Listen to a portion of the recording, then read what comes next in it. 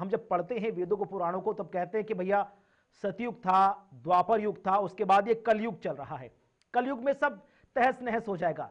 लेकिन मौजूदा समय आप देखिए, संगम तट देखिए, आस्था की लहर डूब रही है, हजारों करोड़ों लोग नजर आ रहे हैं। क्या ऐसे कलयुग की कल्पना की थी, या फिर ये कुछ अलग सा ही आउट ऑफ द बॉक्स निकल कर आ गया? ये लोगों का जज्बा है, लोगों की मन की भावना है, जिसने कलयुग में भी सतयुग या द्वापर युग कैसा रहा होगा उसकी उसकी एक तस्वीर पेश कर दी हम सबके सामने, जहां हर जगह भोलेनाथ या श्री राम की ही चर्चा हो रही है। एकदम आप ठीक कह रहे हैं। ये और बहुत बहुत सुंदर दौर चल रहा है। और अ, कुल मिला के इस वक्त का जो श्रद्धालु है,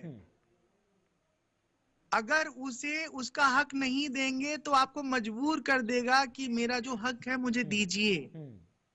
सरकारें ये बात जानती हैं कि अब वो कमजोर मतदाता नहीं रहा।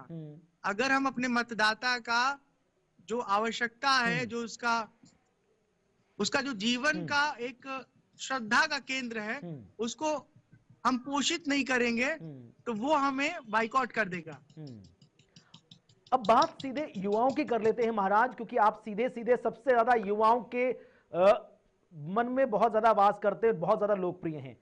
आज का जो युवा टेक्नोलॉजिकली फ्रेंडली है, तमाम जिम्मेदारियों में बंधा हुआ है, लेकिन आध्यात्म में भी रुचि रखता है। कैसे बैलेंस क्रिएट करे कि उसका जो सांसारिक जीवन है वो भी चलता रहे, उसकी गाड़ी भी सरपट दौड़ती रहे, और आध्यात्म से उसकी जो बेला है वो भी ना छूटे, उसका जो संबंध है, जो रिश्ता है, वो भी कमजोर ना पड़े। बैलेंस कैसे, संतुलन कैसे बनाएं?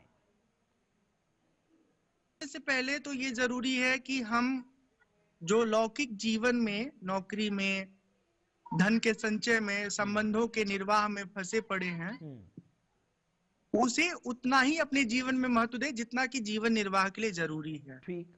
और साथ ही साथ समय बचा करके अपने जीवन में नियमित रूप से कुछ समय ध्यान करें, आध्यात्म के विषयों को अध्ययन करें।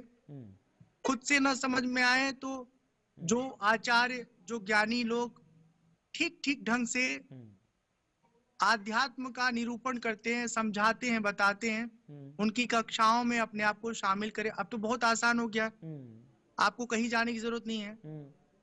हर कथावाचक, हर वक्ता का, हर विद्वान का यूट्यूब चैनल है। आप सुनिए, जिसका आपको ठीक लगे उसको सुनते रहिए, जो आपको लगे कि ऊटपटांग बात कर रहा है उसको छोड़ दीजिए। तो इस तरह से एक आपको अपने आप को डिस्कोर्स में रखना होगा। और जब हम आध्यात्म के विषयों, आध्यात्म है क्या ये समझिए। आध्यात्म उस विषय को कहते हैं जहां पर आप अध्ययन का जो विषय है वो कुछ और नहीं चुनते, स्वयं चुनते हैं।